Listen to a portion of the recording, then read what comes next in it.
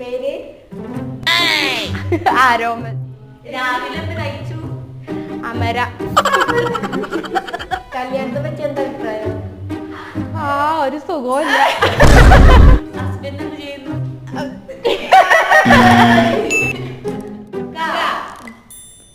എങ്ങടാ പോയെ? കൊച്ചി. കാർത്യായനി. കാർത്തികന്റെ വീട്ടിൽ ആരൊക്കെയുണ്ട്? കാക്കു. കാക്കു പോടല്ലേ?